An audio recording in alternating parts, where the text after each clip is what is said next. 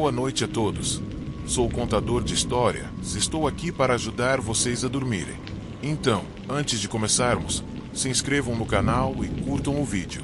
Eu adoraria saber de onde vocês são e a que horas estão assistindo. Deixem nos comentários.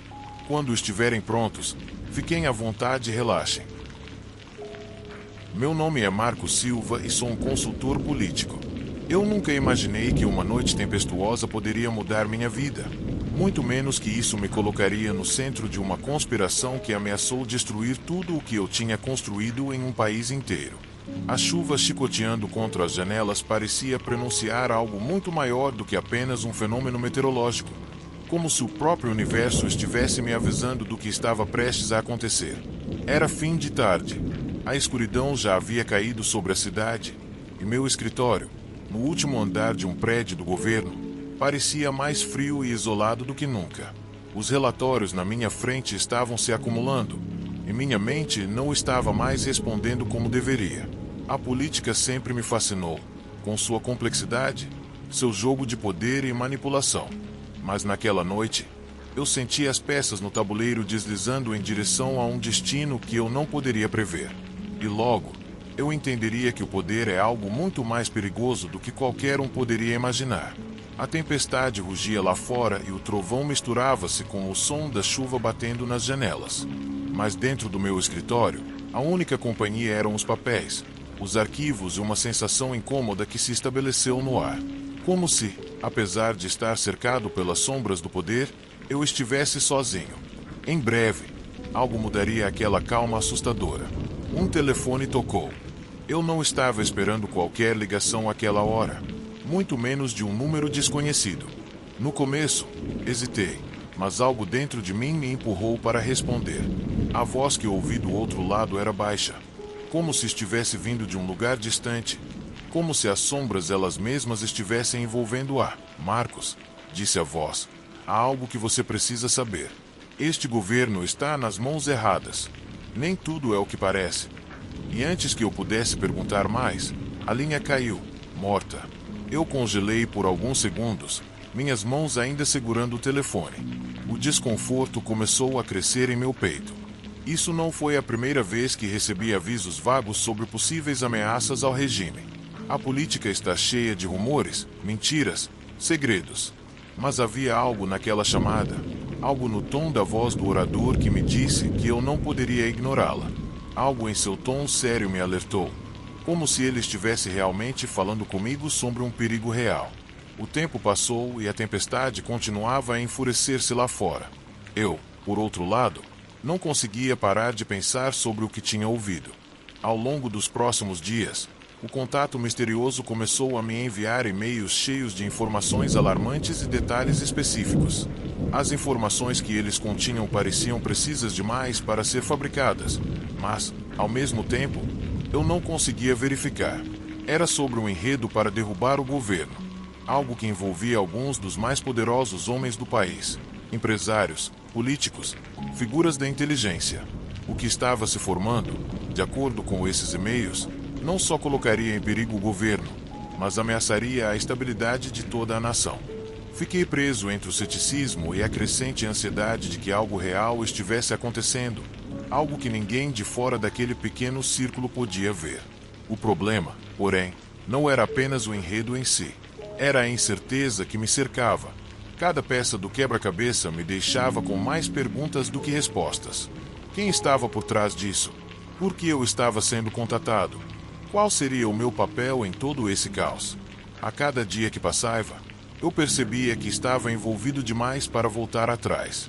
O que mais me incomodou, no entanto, foi que, neste mundo, tudo parecia ser entrelaçado. Minha carreira, minha vida, minhas lealdades, tudo poderia estar sendo manipulado sem meu conhecimento.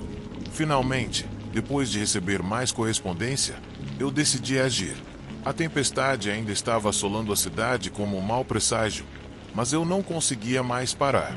Meu destino estava ligado ao que descobri naquela noite. Os mensageiros me levaram até Francisco Vargas, um empresário de alto perfil envolvido com a elite política do país. Vargas era um homem respeitado e reconhecido em círculos empresariais e políticos. Mas, nos últimos meses, ele começou a fazer movimentos estranhos. De acordo com as informações que recebi, seus encontros secretos com figuras políticas e suas operações empresariais o conectaram às olheiras mais profundas da política nacional. Naquela noite, decidi ir até a sede da empresa de Vargas. Quando me aproximei do prédio, a tempestade estava furiosa e a chuva batia nas ruas quase ensurdecedoramente. A sede da empresa era moderna, elegante, com uma arquitetura imponente que se destacava mesmo sob o céu nublado. Os guarda-costas na entrada olharam para mim com desconfiança, mas a ideia que eu carregava me permitiu passar sem maiores obstáculos.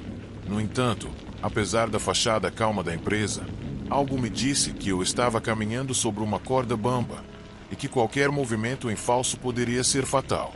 No interior do edifício, a atmosfera estava tensa. As luzes no corredor piscavam intermitentemente, e o eco dos meus passos parecia amplificado pela solidão da estrutura.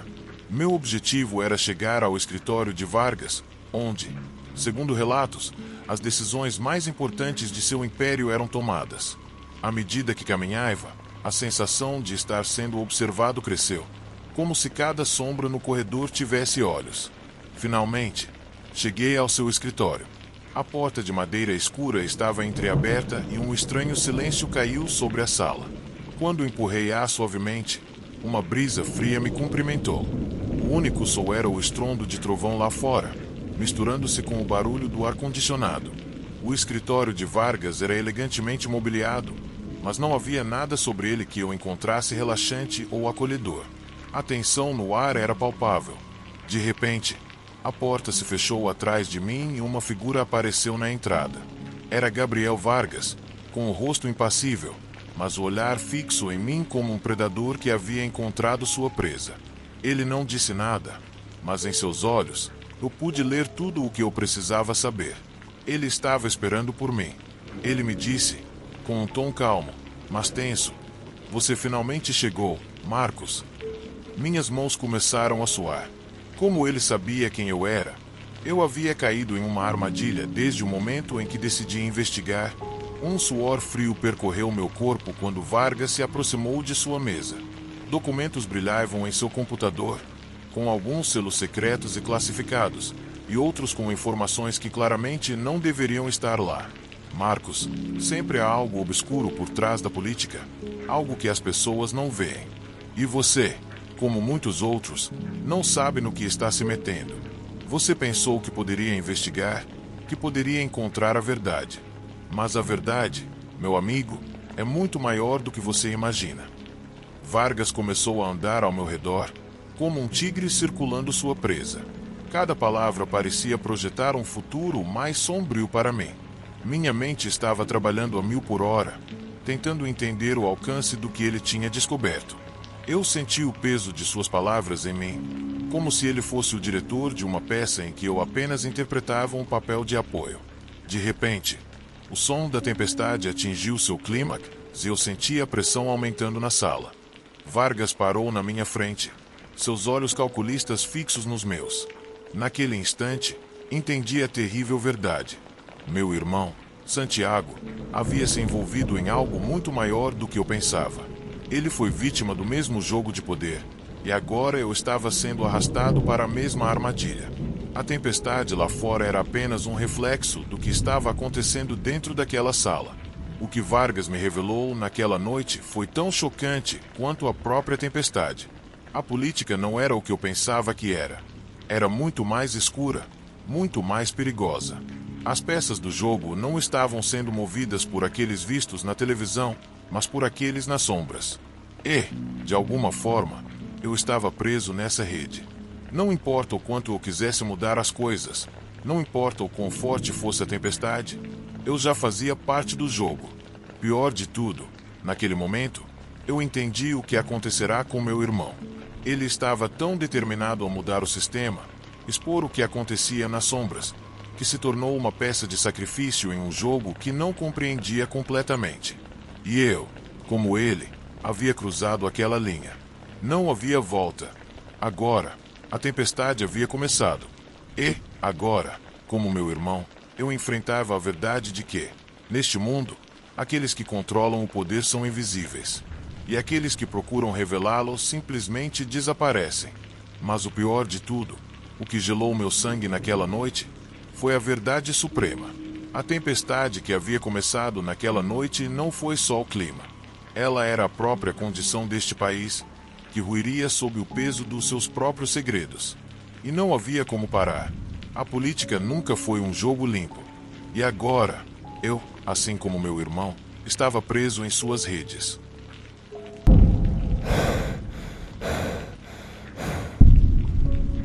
Eu sou Felipe Montezenos. Normalmente, não falo muito sobre o que aconteceu naquela noite, porque é mais fácil manter tudo para mim mesmo do que tentar explicar. Talvez eu nem entenda completamente, mas o que vivi naquela tempestade, o que vi e o que aconteceu comigo continua a me assombrar. E é por isso que, agora, depois de tantos anos, sinto que é hora de escrever. Era uma noite chuvosa como muitas outras. O céu estava caindo sobre a cidade, com grossas cortinas de água, e o vento parecia ter vida própria. No meu carro, sozinho, estava viajando em uma estrada através de uma área arborizada e desabitada, fora do alcance da civilização. Sempre me sentia à vontade nesses lugares solitários, longe do barulho, longe das pessoas. A chuva e o som do motor me acompanhavam. Mas havia outra coisa naquela noite, algo que me fez sentir desconfortável desde o começo, como se a própria tempestade estivesse me observando. A estrada, estreita e sinuosa, estava perdida na escuridão da noite. As luzes do carro mal iluminavam alguns metros de asfalto.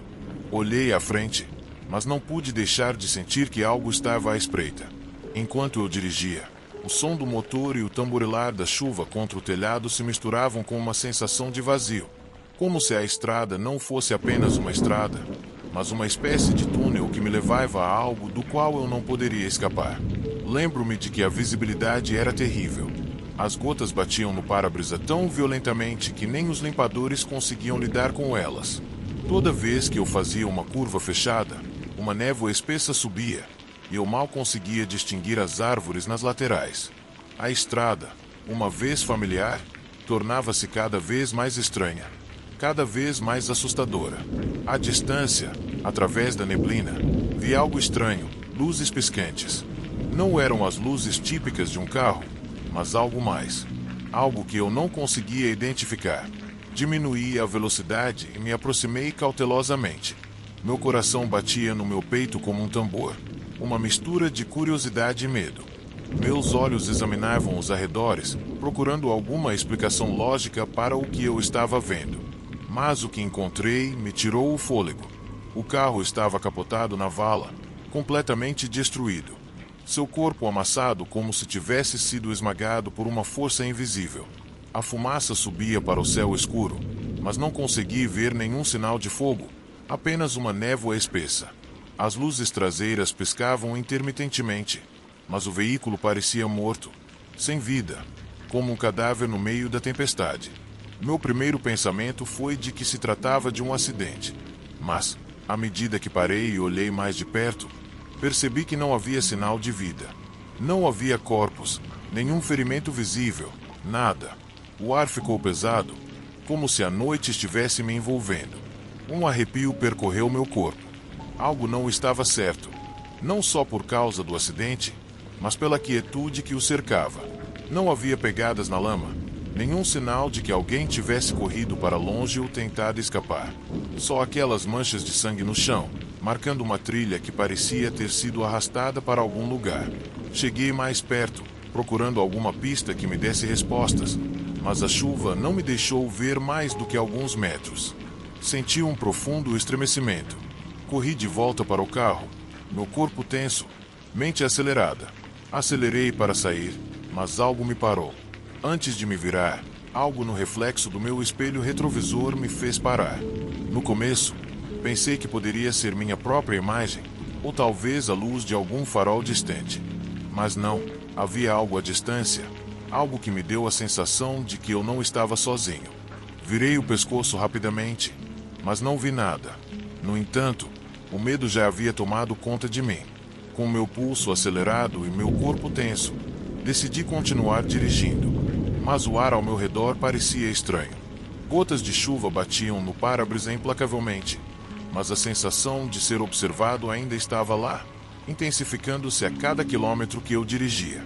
Acelerei um pouco mais, mas não consegui parar de olhar nos espelhos retrovisores. Os faróis do carro iluminavam o vazio da estrada, mas uma sensação desconfortável me atingiu. As horas pareciam se arrastar e a tempestade não dava trégua. A visibilidade era ainda pobre, e o carro que eu tinha visto no reflexo do espelho, aquele que eu pensava que tinha desaparecido, parecia estar me seguindo. Não consegui ver claramente, mas sabia que estava lá. À distância, no nevoeiro, as luzes do carro piscavam suavemente, como se o motorista quisesse que eu soubesse que não estava sozinho. Pensei que talvez estivesse exagerando, que tudo era produto do cansaço ou do medo. Mas toda vez que olhava pelo retrovisor, o carro ainda estava lá, mais perto. O som do motor do meu carro e o estrondo da tempestade se misturaram a um tipo de ruído constante, como uma pressão nos meus ouvidos. Olhei no espelho mais uma vez, e agora o carro parecia estar mais perto. Acelerei. Meu pulso acelerou, minha mente cheia de perguntas que eu não conseguia responder. Mas quanto mais eu acelerava, mais o carro parecia se aproximar, imparável, inabalável. Eu não ousava diminuir a velocidade para parar. O medo tomou conta de mim completamente. Toda vez que olhava, as luzes do carro pareciam mais nítidas, mais perto, como se uma sombra estivesse infiltrando meu espaço. Finalmente, o inevitável aconteceu. A luz ofuscante apareceu de repente, iluminando o espelho retrovisor com tanta intensidade que eu tive que fechar os olhos por um instante. Quando os abri, o carro que estava me perseguindo havia sumido. O silêncio, tão repentino quanto a luz, me surpreendeu. A tempestade estava furiosa e o ar parecia mais grosso do que nunca. Eu me senti vazio, completamente sozinho. Acelerei como se quisesse fugir, mas não sabia do que eu realmente estava fugindo. Foi o medo que estava me levando ou algo mais. A estrada ainda estava vazia. O carro que me seguiu desapareceu, e com ele, a sensação de que alguém estava me perseguindo. Mas algo dentro de mim mudou. O medo não passou. Nem mesmo a tempestade, que estava furiosa contra o vidro, poderia dissipar a sensação de que algo estava observando-me, algo do qual eu não podia mais escapar. Quando finalmente cheguei a uma pequena cidade, a chuva começou a diminuir e as luzes acesas da estrada tremeluziam antes de desaparecer completamente. Um ar fresco e quase limpo me envolveu, mas não me deu paz de espírito. A figura então apareceu à distância, nas sombras de uma escuridão na viela. Era uma figura humana, imóvel, como se estivesse esperando. Eu sabia que estava olhando para mim, embora eu não pudesse distinguir suas características. Não ousei ir devagar para baixo, mas não pude deixar de olhar fixamente por um instante. Quando virei a cabeça, ela tinha ido embora. A figura havia desaparecido, mas a inquietação persistia dentro de mim como um nó que eu não conseguia desatar. Naquela noite, algo em mim mudou. A tempestade não só transbordou as ruas, mas também inundou minha mente. Eu não sabia o que era aquela figura ou quem me seguiu na estrada ou por quê. Tudo o que eu sabia era que estava sendo observado, que havia algo no meu passado do qual eu não conseguia escapar, algo relacionado àquele acidente. Até aquele instante, eu tentei deixar para trás, mas isso ainda espreitava nas sombras. Hoje, anos depois, ainda estou esperando, com medo, com aquela sensação de estar sendo observado, não por fantasmas ou monstros, mas pelas memórias e decisões que tomei. As coisas que deixamos para trás não são esquecidas. Elas apenas esperam nas sombras. Eu nunca soube quem estava atrás de mim, mas percebi uma coisa. Há segredos que, mesmo que tentemos enterrar, sempre encontram uma maneira de chegar à luz. E quando isso acontece, é muito tarde para se arrepender. Por quê? Como aquela tempestade me ensinou, o maior medo não vem de fora, mas do que nós carregamos dentro de nós.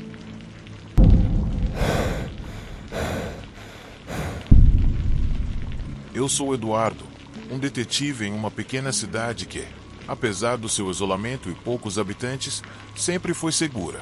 As pessoas me conheciam desde que eu era uma criança, e eu me tornei o homem a quem eles recorriam quando algo dava errado.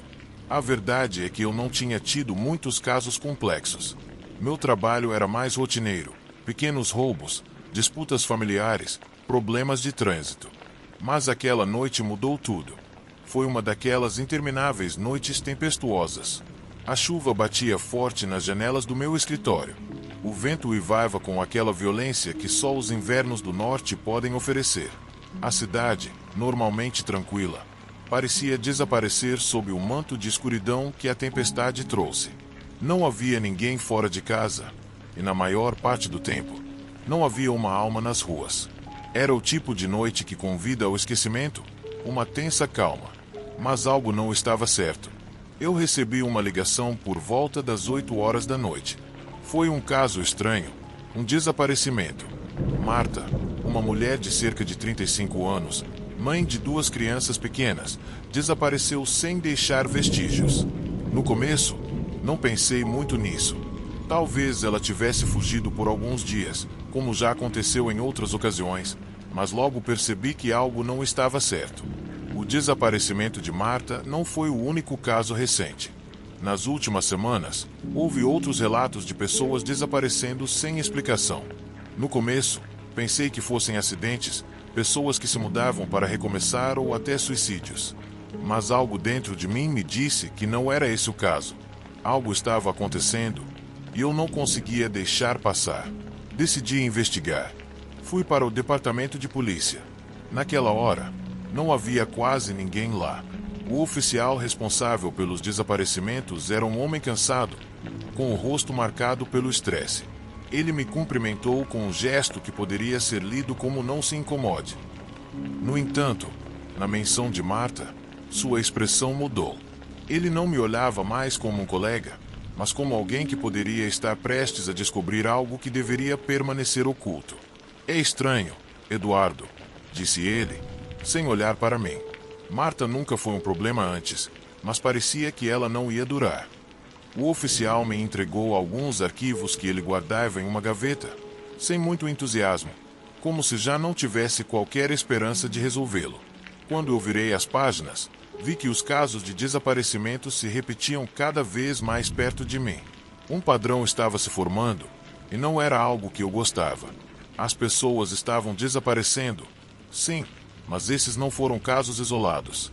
Os desaparecimentos estavam ocorrendo em uma área específica da cidade, uma área residencial nos arredores, bem na fronteira entre a zona rural e o núcleo urbano. Porque lá, o que estavam escondendo? Decidi investigar por mim mesmo. A tempestade rugiu mais ferozmente no momento em que saí da delegacia, como se todo o céu concordasse em me mergulhar ainda mais fundo na escuridão. A água rapidamente me encharcou, mas não me importei. A cada passo que eu dava em direção à área dos desaparecimentos, sentia o aumento da tensão, como se algo estivesse me observando das sombras. A chuva intensificou-se ainda mais. As ruas estavam desertas, quase fantasmagóricas, exceto pelos reflexos distorcidos que se formaram nas poças. As luzes da rua piscavam, lutando para permanecer acesas, e o eco do vento só tornava a atmosfera mais opressiva. Eu fiz meu caminho através das ruas desertas, evitando poças e desviando de sombras. Quando cheguei à principal rua do bairro, parei por um momento em frente a uma velha casa de tijolos vermelhos que parecia mais abandonada do que habitada. Foi a última casa no canto de um lado do campo que se esticava além. Um lugar onde chovia e a única empresa era a solidão. Era a casa de Marta. Decidi entrar. A porta, longe de ser trancada, abriu sem esforço, rangendo sob meu peso. A sensação de ser observado me atingiu fortemente, e não pude deixar de olhar para trás. Nada, escuridão e tempestade me cercavam. Lá dentro, o ar era denso, como se não tivesse sido respirado ali há anos. Os móveis estavam cobertos de poeira, mas não parecia que Marta tivesse ido embora ou deixado algo para trás. Não havia nenhum sinal de luta, de uma fuga apressada, apenas o eco vazio de uma vida que se foi. Meu coração começou a acelerar enquanto eu explorava cada canto da casa. Havia algo na sala principal que me chamou a atenção. Em uma mesa de madeira, também coberta de poeira, estava um pequeno caderno. Eu o peguei cautelosamente, temendo o que poderia encontrar. mas não pude deixar de abri-lo. Dentro, as páginas estavam cheias de nomes. Muitos deles eram desconhecidos para mim, mas, ao chegar no final da lista, vi o nome de Marta, e abaixo, um número, depois outro número. Cada número correspondia a uma data de desaparecimento. A última página tinha uma lista mais longa que as outras, com nomes de pessoas da cidade, todas desaparecidas nas últimas semanas. Mas o que realmente arrepiou meu sangue foi a última linha. A espera acabou. O jogo acabou. Estamos prontos para o próximo round. Meus pensamentos ficaram nublados enquanto eu olhava fixamente para a página. Algo muito maior que simples desaparecimentos estava acontecendo. Este não foi um caso isolado. A rede de tráfico de pessoas que tinha começado como uma simples suspeita agora estava muito perto de mim, e não havia nada que eu pudesse fazer para impedir isso. Eu saí de casa e voltei para o carro, não sabendo realmente o que eu tinha descoberto. Eu sentei por alguns minutos, tentando processar tudo o que eu havia encontrado. A tempestade estava ainda furiosa, como se o céu estivesse também preso na mesma incerteza que eu. Voltei para a delegacia e comecei a analisar os registros. Cada um dos nomes que encontrei no caderno correspondia a pessoas desaparecidas na cidade, mas não havia nenhum sinal óbvio de um culpado. Ninguém viu nada. Ninguém sabia de nada. No começo, eu pensei que fosse uma simples organização criminosa que se infiltrou na cidade, mas logo percebi que o problema era muito mais profundo. Havia algo muito mais sinistro. Os perpetradores não eram forasteiros. Eles não eram criminosos estrangeiros. Os perpetradores estavam entre nós, entre os vizinhos, entre os mesmos moradores que viviam próximos daqueles que haviam desaparecido. Havia uma rede operando nas sombras, e todos, em algum momento, tinham sido cúmplices. O que eu poderia fazer para parar isso? O que eu poderia fazer quando o inimigo estava invisível? Quando o medo já era tão profundamente enraizado nas veias das pessoas que ninguém ousava falar? A resposta veio de uma forma brutal. O mesmo oficial que me deu os documentos dos desaparecimentos desapareceu da mesma forma naquela noite. Ninguém o viu sair. Ninguém viu nada. Como se ele nunca tivesse existido. Um arrepio percorreu meu corpo. No começo, pensei que fosse apenas o medo natural do perigo. Mas logo percebi que a cidade inteira estava sendo controlada, manipulada, empurrada para o limite. Ninguém podia confiar em ninguém. Tudo estava nas mãos daqueles que nunca apareciam nos registros. Aqueles cuja existência era mantida escondida entre as rachaduras do sistema. E então eu soube que eu também tinha caído na armadilha. A tempestade não cessava. No início, resisti em aceitar o que estava acontecendo. Eu pensei que poderia ainda encontrar uma saída, que havia algo que eu poderia fazer para detê-los. Mas a verdade era mais assustadora do que eu poderia ter imaginado. Isto não era uma conspiração externa. Não era uma rede criminosa operando fora da cidade ou um inimigo distante se infiltrando em nossas vidas. Os perpetradores estavam dentro, entre nós. De repente, as lembranças daqueles pequenos casos que tratei ao longo dos anos começaram a tomar um rumo sinistro. Quantas vezes eu teria ignorado pequenas pistas? Quantas vezes eu tinha esquecido algo que, agora, com a perspectiva do medo, parecia muito óbvio? As mesquinhas brigas entre vizinhos, as tensões latentes, os aparentemente desaparecimentos sem sentido, agora tudo se encaixava no mesmo quebra-cabeça. E a última peça, aquela que confirmou que eu não podia mais escapar, foi o desaparecimento do oficial. Não foi mais um caso isolado. Ninguém tinha visto eu sair da delegacia naquela noite. Ninguém ouviu meus passos. Ninguém sabia onde eu estava. Alguém se certificou de que eu não voltaria para casa e fez isso sem o meu conhecimento. Agora tudo fazia sentido. O medo que senti, o sentimento de estar constantemente sendo observado, era real. A cidade inteira estava sendo manipulada desde a base por uma rede de pessoas que se infiltraram em todas as esferas da nossa vida diária. Ninguém era inocente. Todos nós, em algum momento, caímos sob sua influência. Minha mente começou a ficar nublada e a confusão tomou conta de mim. Como eu poderia parar algo tão vasto, tão enraizado nos fundamentos da cidade? Como eu poderia lutar contra uma sombra que nunca parou de crescer?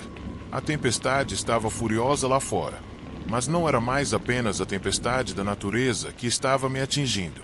Havia algo muito mais sombrio espreitando nas sombras, algo de que eu não poderia escapar e algo que eu nunca poderia esquecer. E eu sabia, no final, que tudo o que eu poderia fazer era esperar. Esperar o jogo chegar ao fim, como dizia o caderno, ou fazer parte do próximo round. Talvez, no final, todos nós estejamos presos em nossas próprias armadilhas. E o maior medo não é aquele que vem de fora, mas o que carregamos dentro. O que descobri naquela noite foi a verdade nua e crua sobre o medo humano. O medo não é apenas algo que se esconde no escuro. É algo que se alimenta de nossas próprias ações, na nossa indiferença, na nossa covardia. Vivemos num mundo onde a linha entre o certo e o errado é tão facilmente borrada. O que começa como uma pequena mentira, um segredo guardado, pode se transformar em uma teia de destruição que acaba nos engolindo. Ninguém é completamente inocente. Ninguém é completamente seguro. O pior nem sempre é o que você não pode ver, mas o que você escolhe ignorar.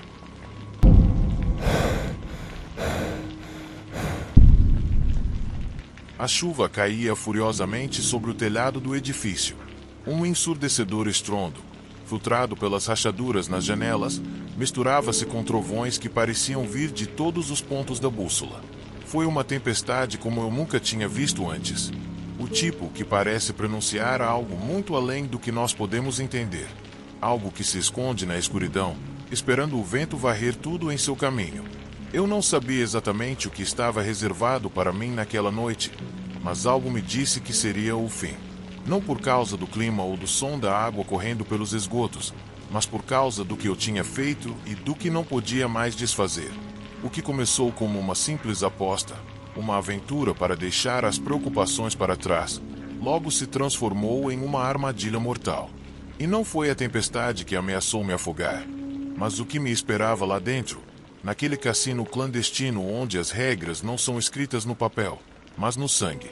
Tudo começou semanas antes, quando um velho conhecido me convidou para uma partida de jogo em uma mesa em um lugar isolado e fora de alcance das autoridades. Ele sabia que a necessidade de adrenalina que eu carregava nos ombros era o suficiente para me derrubar. Talvez não fosse apenas a emoção do jogo que me atraía, mas as histórias que eu ouvirá. Histórias de dinheiro fácil, de vidas transformadas num piscar de olhos. O que eu não sabia, o que nenhum de nós sabia, era que o jogo não era apenas uma questão de dinheiro. Havia algo muito maior em jogo, vidas humanas. Eu me lembro da primeira hora em que cheguei ao cassino. Houve algo na atmosfera que não podia ser ignorado, como se o próprio ar estivesse carregado com uma tensão invisível. O lugar era luxuoso, mas não no sentido que seria de se esperar. Não havia brilho, nem o brilho dos grandes cassinos de Las Vegas. Foi um lugar que te envolveu em uma atmosfera de calma assustadora. O luxo aqui não gritava.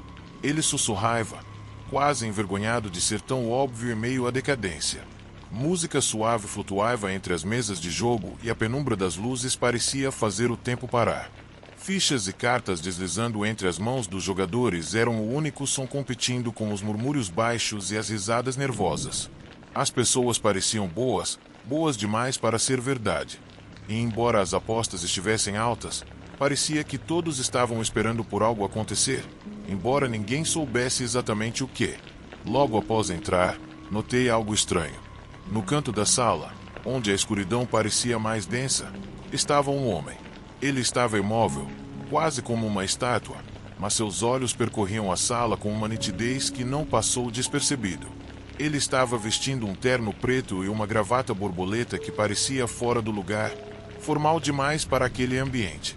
Mas o que mais me impressionou foi sua calma. Ele estava completamente à vontade, observando todos com um olhar calculista. Havia algo em seu comportamento que sugeria que ele não estava lá para brincar. Ele não era apenas mais um. A noite avançava e meu olhar não conseguia se afastar dele. Toda vez que eu encontrava seus olhos, sentia algo dentro de mim apertar. Como se houvesse algo mais naqueles olhos do que apenas uma pessoa assistindo ao jogo. Comecei a pensar que talvez ele fosse um convidado especial, um alto comando no mundo obscuro da jogatina ilegal. Ou talvez, pensei com alguma ironia, simplesmente um homem que gostava de observar o caos sem intervir. Seja como for, algo me disse que ele estava lá por um motivo muito maior do que apenas jogar. A tempestade lá fora estava se intensificando e o som do trovão começou a se fazer presente. A chuva tornou-se mais agressiva, mais intensa. Cada ficha na mesa parecia um presságio de desgraça. Cada carta distribuída era um passo mais perto da destruição. Eu mesmo comecei a ganhar mais do que imaginava. Mas, ao mesmo tempo, a sensação de perigo crescia, como se uma sombra estivesse se alongando sobre todos nós, esperando seu momento para nos devorar. Foi quando aconteceu. Um hacker, um homem que parecia emergir das sombras da própria rede que controlava o cassino, conseguiu penetrar nos sistemas de segurança. Foi um movimento ousado e não planejado. Num piscar de olhos, as telas começaram a piscar e a sala ficou mergulhada em uma atmosfera sinistra de escuridão. Ninguém sabia o que estava acontecendo, e o caos se instalou em questão de segundos. O homem estranho no canto me observou naquele momento. Ele não fez nenhum movimento, mas seu olhar se fixou no meu com uma intensidade que me gelou o sangue. De alguma forma, sua presença deixou claro que ele sabia o que estava acontecendo. Não por causa dos sistemas, não por causa das luzes se apagando, mas porque ele entendia o jogo que estava se desenrolando. Ele não estava apenas observando um jogo de azar. Ele estava observando algo muito maior, algo muito mais sinistro. No caos que se seguiu, a verdade lentamente se revelou, como uma cobra saindo do esconderijo. A rede criminosa que operava naquele local não estava envolvida apenas em jogos de azar ilegais. Estava controlando algo muito mais sombrio, algo que apostava em vidas humanas. O jogo era apenas a fachada, a isca que atraía os incautos. O hacker não era apenas um intruso no sistema. Ele era um jogador-chave em um jogo muito maior. Um jogo que poderia nos custar nossas vidas. As pessoas começaram a se retirar, nervosas, confusas. As luzes voltaram a se acender, mas algo havia mudado. A atmosfera havia se transformado. As pessoas não estavam mais ali por diversão. Não havia mais risadas, só olhares cheios de desconfiança. Eu mesmo sentia a pressão crescendo em meu peito. Algo estava vindo, algo que não poderia ser parado. E eu soube disso naquele momento. O que estava em jogo não era apenas dinheiro. Era algo muito mais valioso. O hacker apareceu à minha frente. Seu rosto pálido e suado mostrava sinais de desespero. Ele sabia o que estava chegando. E, no entanto, ele não disse muita coisa. Apenas olhou para mim com aqueles olhos cheios de pavor, quase sem fôlego. Sussurrou algo que eu nunca esqueceria. Eles querem me matar e você vai seguir se não parar tudo isso. Minha mente tentou processar essas palavras, mas a confusão reinou. O que isso significava? Como eu poderia parar algo que parecia maior do que todos nós? Como eu poderia sair desse buraco que eu cavei em mim mesmo sem saber o que fazer? Meu coração começou a bater forte e minha respiração ficou descontrolada. As paredes do cassino pareciam se fechar em mim. A tempestade fora dos muros parecia apenas uma sombra comparada ao caos acontecendo dentro de mim. Eu não tinha respostas, mas entendi que, se eu não tomasse uma decisão agora, seria tudo em vão. A saída estava próxima, mas eu não estava sozinho. A rede criminosa que havia assumido o controle daquele lugar não permitiria que qualquer um de nós saísse vivo, pelo menos não sem um preço. O caos se instalou. Passos pesados ecoaram pelos corredores e vozes cheias de raiva e vingança se aproximavam. Eu corri. Não foi por medo. Não era só para salvar minha vida. Eu corri porque entendi o que estava em jogo. Não era só a minha vida que estava em risco, mas também as vidas daqueles que eu amava. Era tarde demais para voltar atrás. A tempestade que me perseguia já tinha começado há muito tempo antes daquela noite. Só agora eu entendia. Eu corri até o fim, não olhando para trás, sem saber se eu seria capaz de escapar. Mas algo me disse que eu não conseguiria parar, que eu nunca conseguiria voltar para a vida que eu tinha deixado para trás. Eu brinquei com o fogo e agora era o fogo que estava me devorando. Às vezes, quando a chuva bate no telhado e o vento leva tudo embora, eu paro para pensar no que aconteceu naquela noite. Como tudo poderia ter sido diferente se eu soubesse quando parar. Afinal, a vida é uma aposta e o preço de não saber como sair a tempo pode ser muito maior do que qualquer um de nós está disposto a pagar.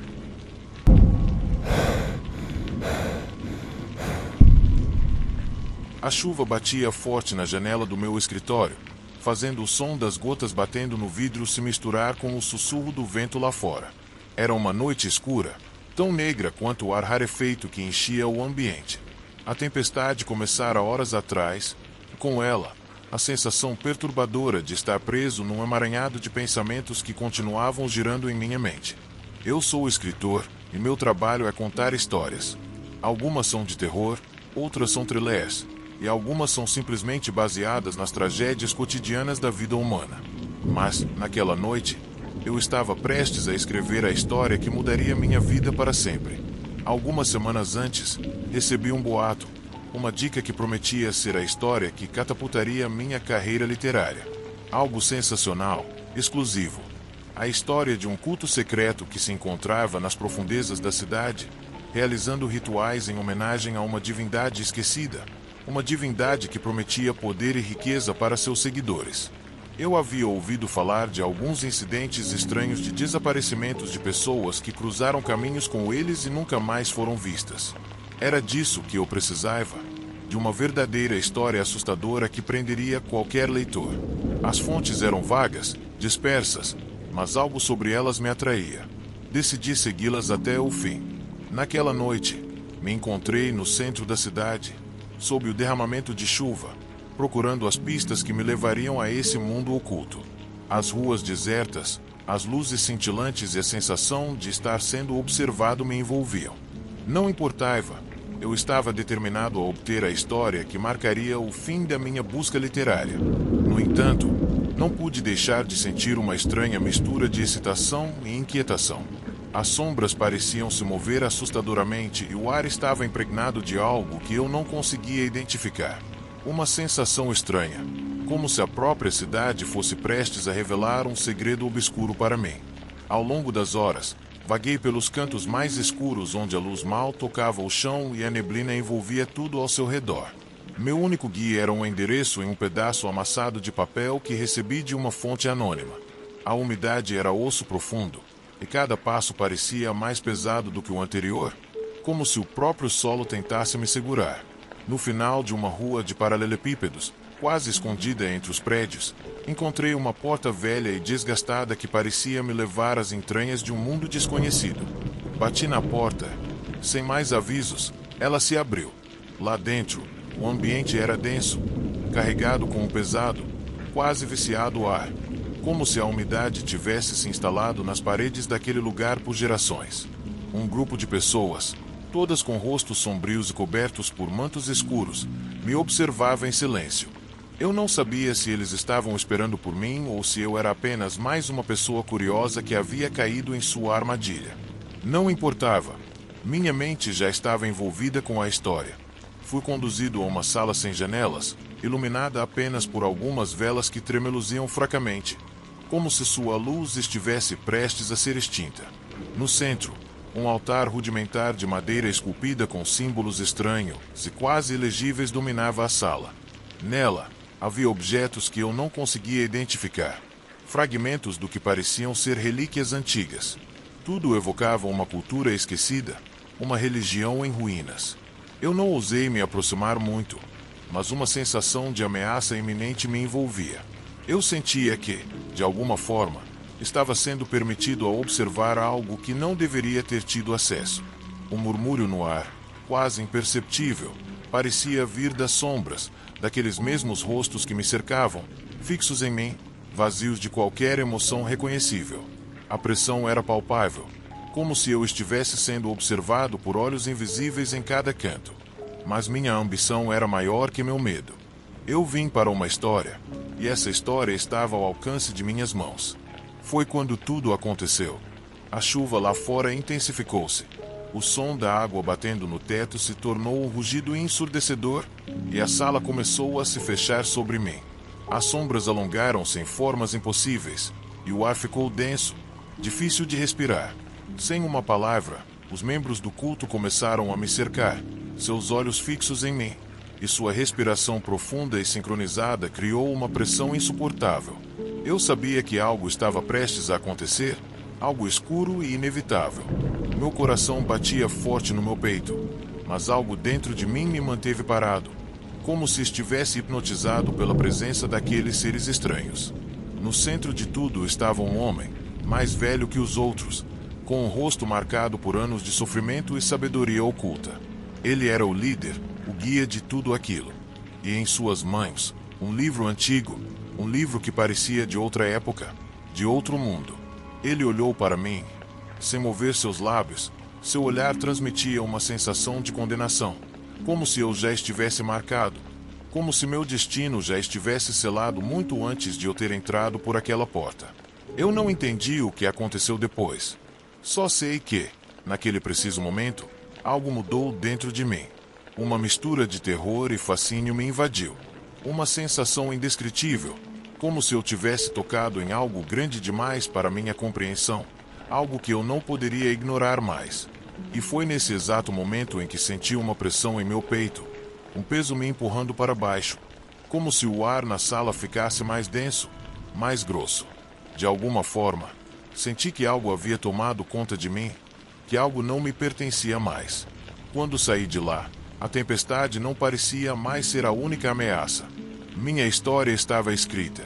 Eu havia conseguido o que queria, mas não era uma história comum. Era um conto escuro, perturbador, que me assombraria pelo resto dos meus dias. Corri para casa, com o manuscrito em minhas mãos. Eu sentia um crescimento da ansiedade dentro de mim, uma profunda inquietação que eu não conseguia dissipar. Algo dizia que, ao escrever essa história, algo havia mudado dentro de mim, e esse sentimento se intensificava a cada passo que eu dava em direção à minha casa. Naquela mesma noite, enquanto a tempestade ainda acontecia, algo estranho ocorreu. Um som vindo do corredor, algo que eu não conseguia identificar. Eu não estava mais sozinho em casa. Passos se aproximavam lentamente, como se alguém estivesse espreitando no escuro. Levantei-me da minha mesa, minha mente nublada de fadiga e paranoia. Quando saí para o corredor, tudo estava em silêncio. Mas o ar havia mudado, agora carregado com uma palpável tensão, como se algo estivesse se fechando sobre mim. Eu podia sentir isso, o frio na minha pele, o suor na minha testa, como se as próprias sombras se tornassem mais densas, mais próximas. A partir daquele momento, tudo desmoronou. A cada passo que eu dava, sentia os olhos de alguém me observando. Eu não conseguia me livrar da sensação de estar sendo perseguido. Mas, em minha mente, eu sabia que não era o culto que estava me perseguindo. Era algo muito mais próximo, mais insidioso, algo que eu não entendia completamente, mas que eu sentia no meu intestino. Algo que havia se formado em minha mente e que eu não conseguiria mais deixar ir. Poucos dias depois, comecei a receber visitas estranhas, cartas anônimas, e-mails de pessoas que afirmavam ser críticos literários. Suas mensagens eram cada vez mais perturbadoras. O assunto sempre era o mesmo. No último trabalho, aquela história que eu havia alcançado, aquela história que ninguém deveria ler. Eu não entendia o que eles queriam de mim, mas a ameaça de perder minha sanidade crescia com cada palavra. Os críticos não eram pessoas comuns. Eles eram obsessivos, quase como se fossem parte do culto que eu havia encontrado, embora eu não soubesse ao certo. Meu telefone tocava constantemente, e as ligações eram sempre as mesmas, vozes distorcidas, incompreensíveis, mas com uma urgência aterrorizante. Parecia não haver escapatória para eles. Em cada canto da minha vida, eles se infiltravam com uma persistência que beirava a insanidade. A tempestade havia cessado, mas não era mais apenas uma condição climática. Eu não estava mais sozinho em casa. As paredes pareciam estreitar. As sombras se alongavam nos cantos, e minha mente, que antes era meu refúgio, agora era minha prisão. Eu não sabia se era a paranoia que me consumia, ou se realmente havia algo no ar, algo que estava me prendendo, algo que havia nascido das próprias palavras que escrevi. Então, finalmente, entendi a verdade. Eu consegui escrever a história mais assustadora de todas, mas não era sobre o culto. Não era sobre o que eu havia visto. A história verdadeiramente aterrorizante era aquela que eu estava vivendo naquele instante. O assédio, a pressão constante, a sensação de ser caçado por algo que eu não conseguia controlar. No final, percebi que tudo o que eu havia buscado acabou consumindo minha vida. Os críticos literários, obcecados com minha história, haviam devorado minha alma. Eles não faziam parte de um culto religioso, mas seus rituais eram tão escuros. O que eles queriam, o que eles conseguiam, era me empurrar para a beira da loucura. Agora, sentado em minha máquina de escrever, com a chuva ainda caindo lá fora, sei que nunca escaparei. Minha história, a única que realmente importava, era essa. Nós, humanos, somos capazes de criar nossos próprios monstros. E, às vezes, o pior não está no que vemos ou no que nos assombra, mas no que criamos com nossas próprias mãos e mentes. O que começou como uma história para outros acabou se tornando minha condenação. Então, se você alguma vez encontrar uma história que pareça assustador demais para ser verdade, cuidado. Isso pode não ser apenas uma história. Pode, em algum caminho, estar procurando por você. E talvez, como aconteceu comigo, talvez já seja tarde demais para sair disso. Agora eu sei que existe algo pior que a escuridão lá fora. A escuridão que espreita dentro de nós.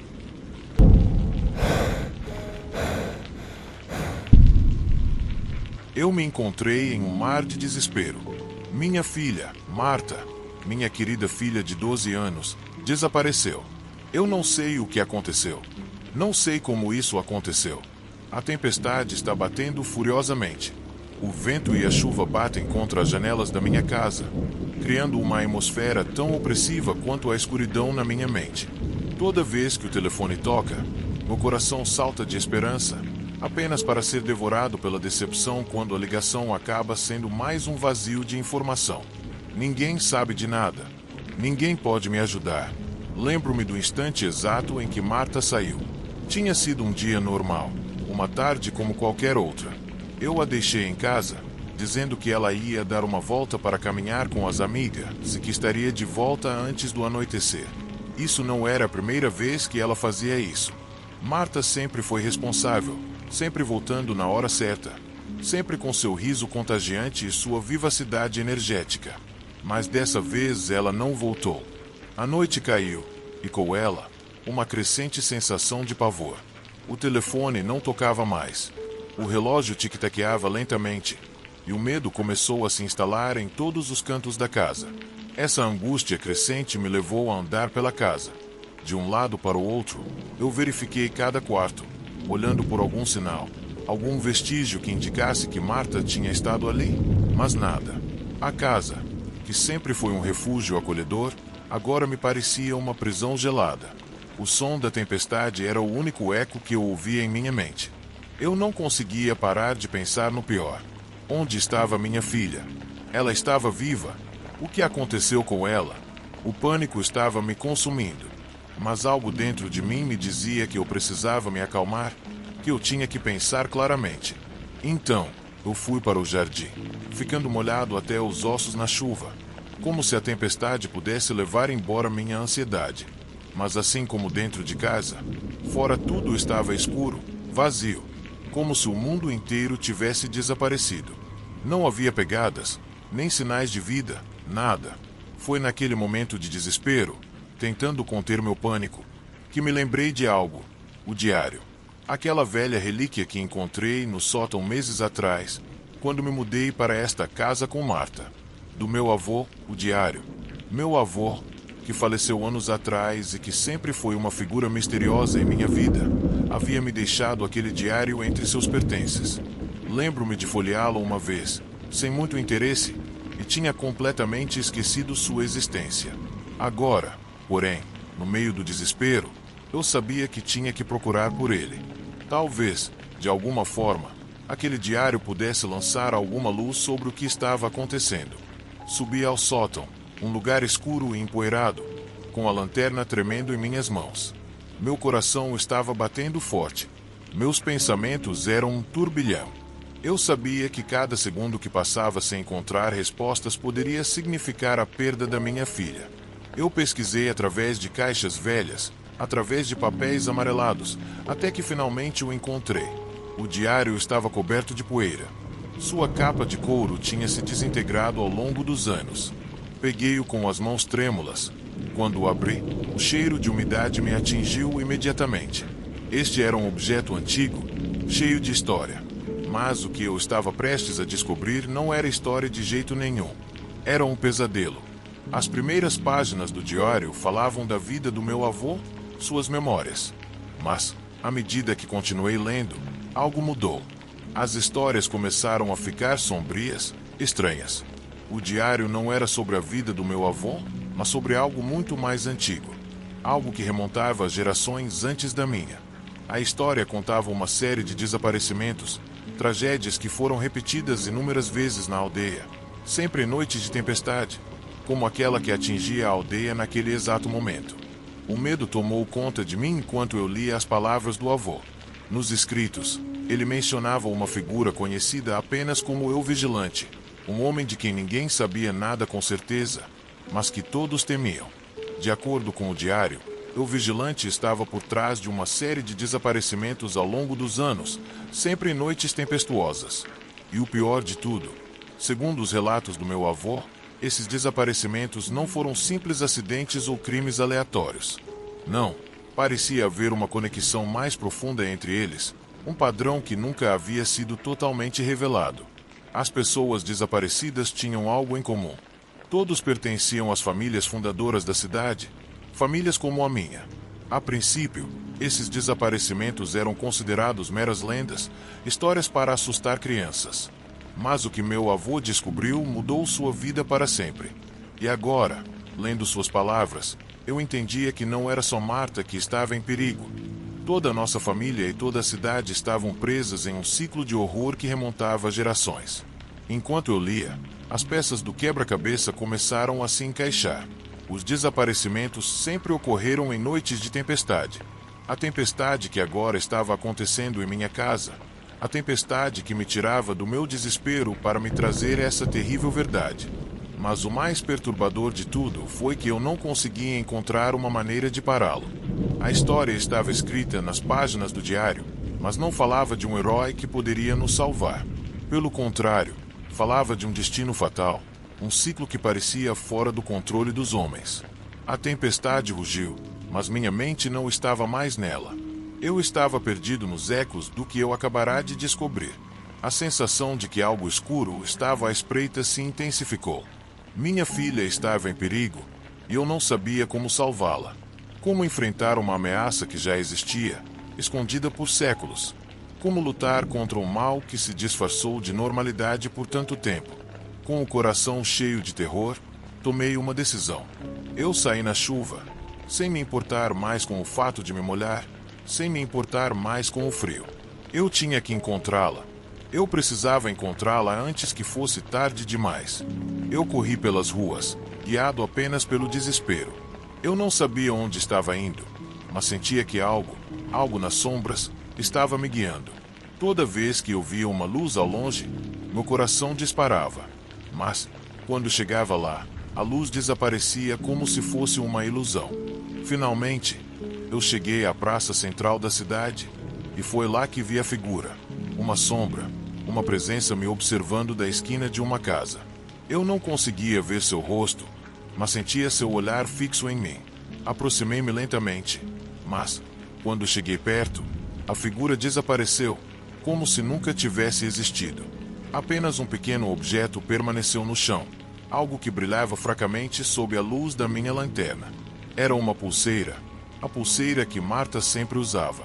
Um arrepio percorreu meu corpo. Eu sabia que algo terrível estava para acontecer. O medo me empurrou para correr. Não havia mais tempo a perder. A tempestade não era apenas um fenômeno natural. Era o símbolo de algo muito maior, de algo que estava prestes a se soltar, algo escuro, ancestral, que não poderia mais ser parado. Eu corri, sem saber onde estava indo, sabendo apenas que minha filha estava em algum lugar e que minha única esperança era encontrá-la antes que fosse tarde demais. Naquela noite, enquanto a tempestade devastava a cidade, eu entendi uma verdade aterrorizante. Às vezes, O mal não se disfarça de monstro ou de sombra.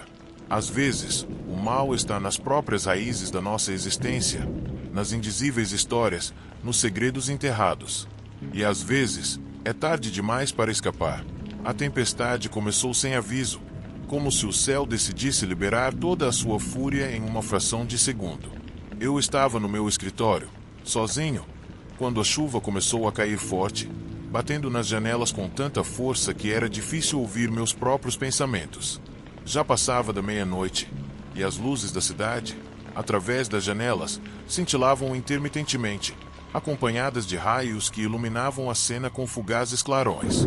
A atmosfera estava se tornando cada vez mais tensa, como se a própria natureza estivesse tentando me avisar sobre algo. Como advogado, a solidão era algo com o qual eu estava acostumado. Porém, naquela noite, havia algo no ar, algo estranho, um sentimento que me dizia que eu não deveria estar ali. Algo não estava certo. Meu nome é Maurício Pérez, advogado de defesa, e este caso foi um dos mais desconcertantes da minha carreira. Não porque fosse particularmente difícil de resolver, mas porque havia algo sobre o cara que eu tive que defender que eu não conseguia entender. Algo que me perturbava profundamente. O homem em questão chamava-se Samuel Gutierrez. Desde o primeiro momento em que o vi, sua atitude era distante, como se ele tivesse erguido uma barreira invisível entre ele e o mundo. Era como se ele estivesse me observando, mas não de uma forma comum. Era como se ele estivesse medindo cada um dos meus movimentos, como se ele soubesse algo que eu não sabia, algo que eu não poderia entender. Cada palavra que ele dizia parecia pesar de uma maneira diferente, como se estivesse sendo dita em outro nível, em outra realidade. Eu tentava manter minha compostura, mas havia algo sobre ele que me fazia sentir desconfortável, como se ele estivesse sempre à frente de mim, como se fosse o próprio destino, controlando tudo ao seu redor. E quando ele me olhou nos olhos, naquele primeiro encontro, algo dentro de mim congelou. Não foi um olhar comum. Foi como se ele estivesse enxergando diretamente a minha alma, vasculhando cada pensamento, cada pedaço de minha mente, como se me conhecesse mais do que eu mesmo.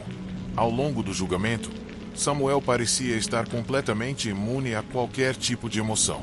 Seu comportamento era calmo, quase frio, e ele se sentava com as mãos cruzadas, os olhos fixos em algum ponto distante, como se estivesse em outro lugar. As testemunhas que o descreveram, todas, falavam dele como um homem sem remorso, um homem que parecia se importar com nada e com ninguém. Ele estava sendo acusado de um assassinato brutal, de algo que, em qualquer outra circunstância, eu teria sido capaz de defender facilmente. Mas havia algo estranho demais nessa história, algo que não se encaixava. Em um momento, após mais um dia de audiência, quando todos estavam indo embora, eu fiquei sozinho com Samuel na sala de interrogatório. Ele estava tranquilo, como sempre, mas o ambiente parecia diferente. O ar estava pesado, e a sensação de claustrofobia aumentava a cada segundo que passava. Eu estava prestes a sair, quando ele falou: "Você sabe, não é?" Eu me virei rapidamente para ele, tentando disfarçar o choque que senti. "Do que você está falando, Samuel?" Ele sorriu, mas não foi um sorriso comum. Era algo sombrio, como se ele soubesse o que estava prestes a acontecer, como se tivesse visto isso tudo antes. "Eu sei o que você está pensando, Maurício. E você sabe também. A verdade está diante de você, mas você não quer enxergá-la." Aquela frase me deixou inquieto. Ele falou com tanta convicção, como se estivesse se referindo a algo muito além do caso que estávamos tratando. E eu não sabia mais o que pensar. Algo estava errado, muito errado, mas o que? Eu precisava saber. Não podia deixar passar essa sensação. Então, decidi fazer algo que nunca teria feito em uma situação normal. Eu perguntei: "O que você quer dizer com isso, Samuel?" Ele olhou para mim com uma expressão que poderia ser chamada de pena.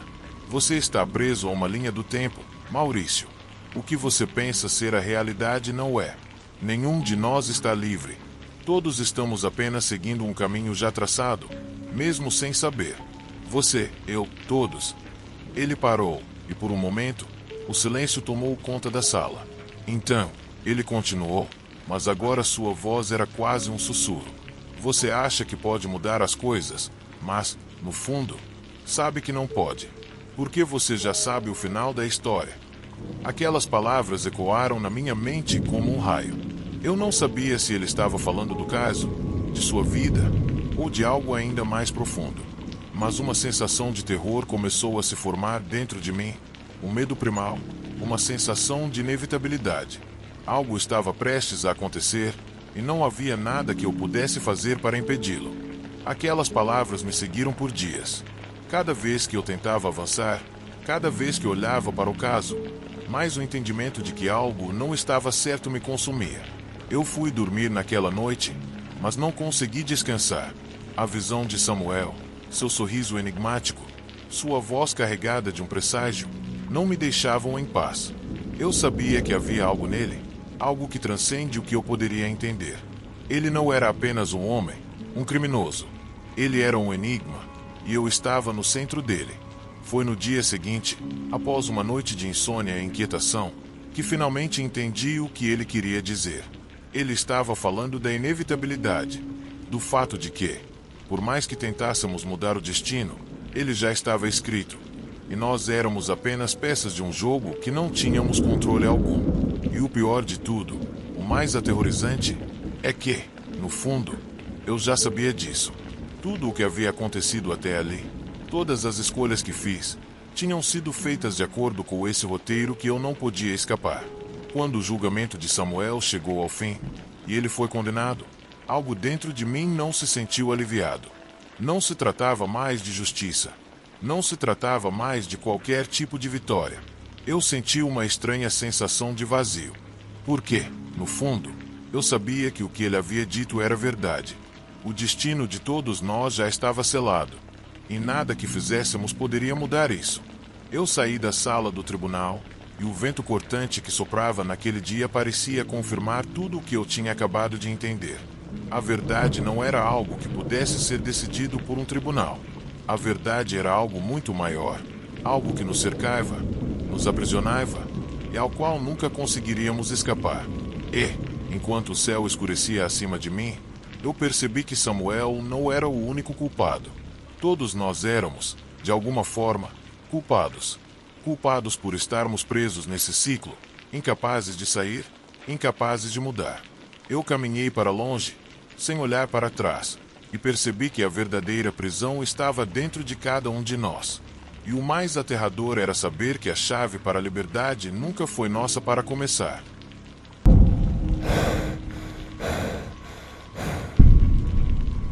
Eu sou Gabriel, um psicólogo clínico. Minha vida sempre foi calma, focada em ajudar as pessoas a superar seus demônios interiores, guiando-as através dos labirintos torturantes de suas mentes. Eu ouvia seus problemas, seus medos, seus desejos. Em cada caso, em cada história, encontrava uma centelha de humanidade que me mantinha firme. Ao longo dos anos, já vi de tudo: depressão grave, distúrbios de ansiedade, traumas profundos.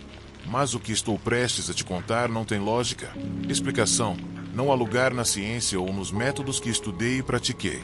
O que vivi há 5 meses, em uma noite chuvosa, desafia qualquer tentativa de racionalização. Já não sei se o que aconteceu foi real ou se minha mente está pregando uma peça cruel em mim. As imagens ainda me assombram. E o pior de tudo, eu não sei se devo confiar em minhas memórias.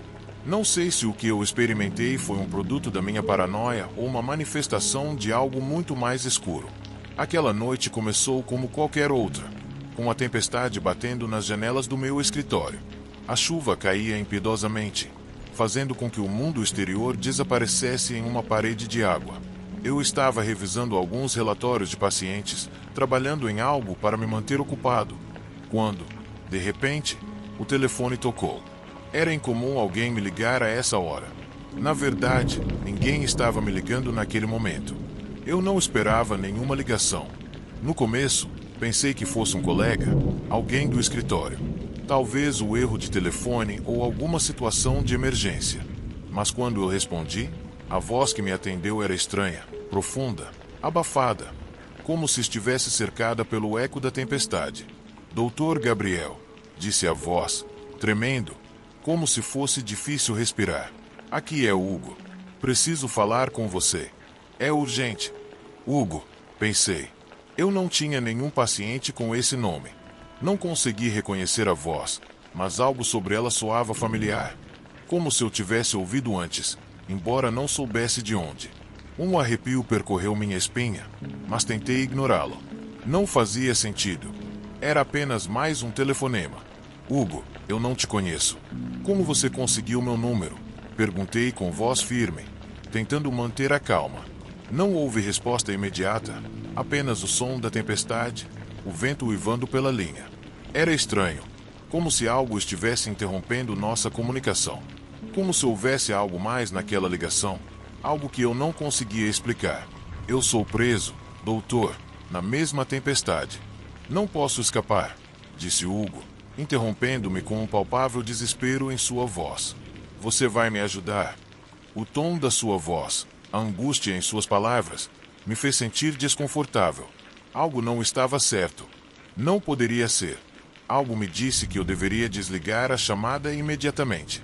Mas, por alguma razão, decidi continuar ouvindo. Talvez a tempestade estivesse brincando com minha mente. Talvez meu cansaço estivesse começando a afetar meu julgamento. Em que lugar exatamente você está? O que aconteceu com você? Perguntei, querendo obter mais informações para tentar entender o que estava acontecendo. Em algum lugar próximo. Não sei. Está escuro. Ouço barulhos estranhos. Ouvi passos, mas não consigo mais andar. Estou ferido. A voz de Hugo falhou. Eu não sabia quem era esse homem de jeito nenhum. Não conseguia entender por que ele estava me chamando, porque ele não havia procurado algum outro profissional, outro médico ou terapeuta. Mas o que eu conseguia entender era o desespero em seu tom. Algo não estava certo. Levantei-me da cadeira, meus pensamentos lutando para dar sentido a tudo isso. A tempestade estava furiosa lá fora e uma sensação desconfortável tomou conta de mim. Como se o ar estivesse pesado com algo escuro, algo iminente. Decidi dar uma olhada na janela. A visão era sombria. A tempestade parecia estar ainda mais furiosa, como se o próprio mundo estivesse sendo engolido pela escuridão. Decidi que tinha que fazer algo, que eu precisava sair e encontrar esse Hugo, pelo menos, tentar entender o que estava acontecendo. Algo me dizia que a situação era muito mais grave do que eu poderia ter imaginado. De repente, o telefone tocou novamente. Era o mesmo número. Hugo ligou novamente.